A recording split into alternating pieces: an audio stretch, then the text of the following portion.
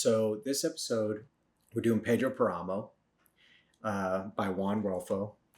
And there's a foreword by Gabriel Garcia Marquez. He was a huge fan of the book.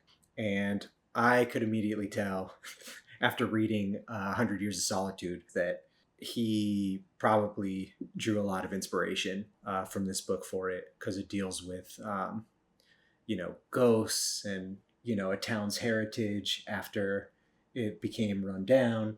And so it was really powerful to me. Overall, I found that he was kind of like a starting point for what they call magical realism, where yes, there's not the typical magic that we would see. It's not like wizards and dragons, but it's a different kind of magic where it's in this particular book, you're dealing with the idea of a main character who we don't really know much about him other than he's trying to find his father or try to understand who his father was. So you're kind of, at first when I started reading it, I thought initially it talks about a cab ride and he got dropped off in the middle of the desert. And at first you think that I thought the main character was alive, but as you're reading and how he got dropped off into this mythical town where people are kind of shadows or ghosts, and then real activity happens at night, then you get the sense of the magical realism where this person may or may not actually be alive. He may possibly be dead, and navigating through figuring out, I think in the end he kind of figures out that he was dead himself, but you kind of don't know it until maybe when the main character does. Was my what I liked about it. What are your thoughts?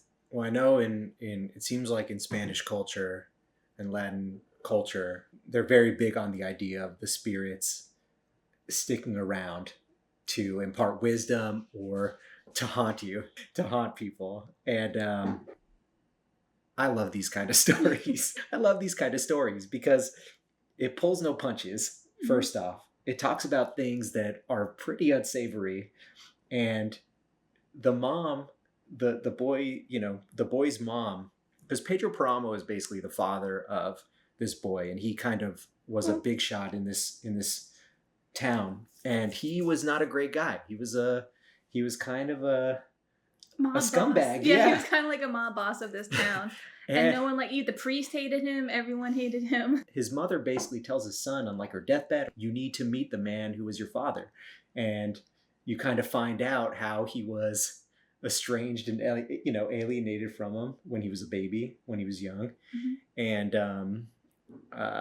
it's almost like a mystery video game, the way the story's told, where it jumps through time, but it kind of has this feeling of he goes to this town where his father ran things, and he kind of goes into this house that's run down, and he steps on the circle, the magic circle that triggers the event in the video game, and then the spirits come around in that town. I mean, in that house, and you hear their story and why they're in their soul is kind of in purgatory, or which is the theme for this whole town, where everyone in this town has a terrible story to tell, And it all centers around the father. How the father kind of caused, kind of terrorized this town, and they lived in fear. I mean, that was interesting to see, because it felt like the son was kind of your son is the spirit of the son,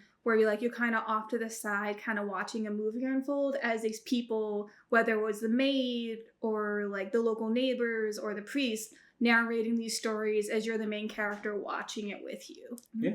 No, and you're kind of like there are stories about, there's stories of incest, there's stories of betrayal, there's a story about, and it's another example to me of a story where it's the negative.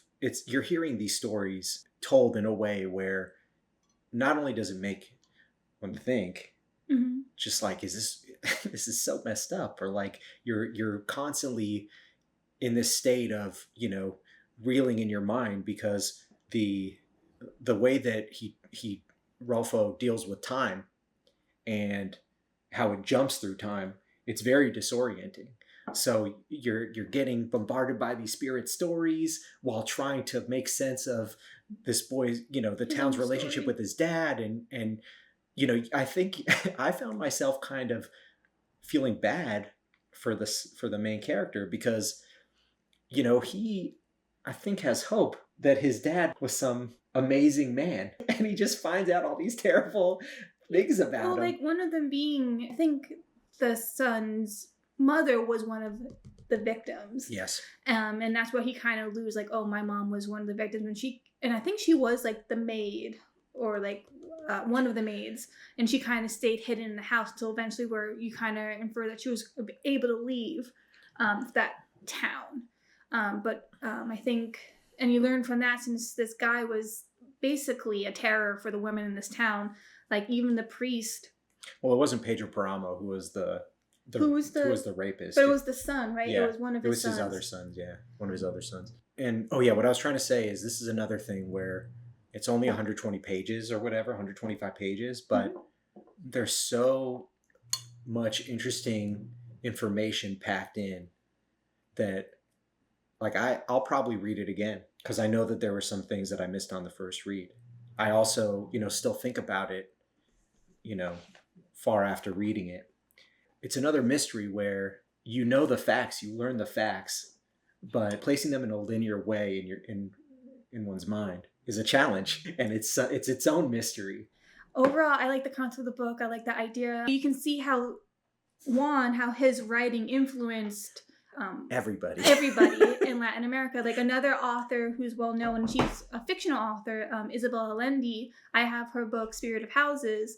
She's another author who's into that mystical realism where there's spirits and stuff like that. You can see like how he was able to develop this concept and how it kind of flooded the writing culture of that time. And it still influences, like you said, in movies and film. So as far as ratings, I gave this 3 Kisas. Okay. And why I gave it 3 Kisas is while overall I like the concept of the book, the one thing that, like, this could have been a 4 Kisa for me, but the one thing... You gave it 3? The one thing that made it hard for me to try to... I kept getting taken out of the book because his writing style is very unique. And it's when characters are talking, typically we're used to seeing the quotations. So you know that a character is talking. In this, there's no quotations. He may do a dash or a line. But sometimes it took me a minute to figure out, was it the main character that was speaking to you? Or was it the side spirits that was talking to you? It kind of took me out of like the story a lot. I'm trying to decipher, okay, who's talking, and then having to reread that page again because, like, okay, I want to follow the thrill of conversation to get me back into the story. So just before I give my ranking, so there is a note by the translator, and the translator is Douglas Weatherford, and there is a note from him that was fascinating in how he translated this, and he does talk about the choices he made for using the symbols to distinguish which person is talking. It was a little jarring though. I forgot what I gave this on Goodreads, but I'll give it a 4.5 Kisas. I love when these short stories are very hard hitting and there's just so much information in such a small amount of pages, words. It's very clear that he was an inspiration to other Latino writers, especially if you were Mexican or lived in Mexico, because I mean, he seems like he was popular locally and regionally. I'm not even sure how you'd find a copy of this if you lived in Europe, let's say. Well, they did mention that how for him is like there has been other Latinx or Latin American authors who are known in the States. But I think the translator made a notion like he didn't know this author until he started living in Mexico and seeing his work. Yeah.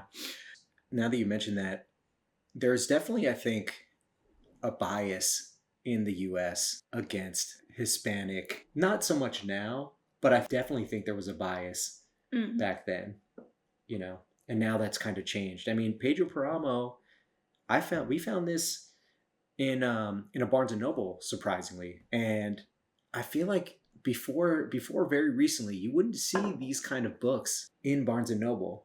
I mean, there are still a lot of like Japanese authors that are famous from the 50s and 60s that until very recently, they didn't even have one novel by some of these people. I mean, you can say that the market's still very Eurocentric when it comes to books and in the marketing of books.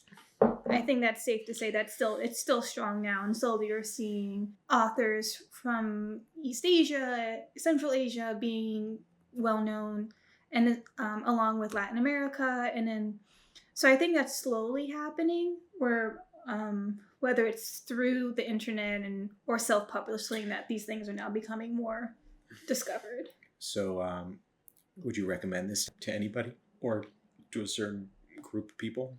I think if you're into, like I said, magical realism, you want something that's kind of abstract and to make you think, then this book would be for you. Yeah, I kind of feel like sci-fi and fantasy readers that want something a little more artsy, a little more challenging.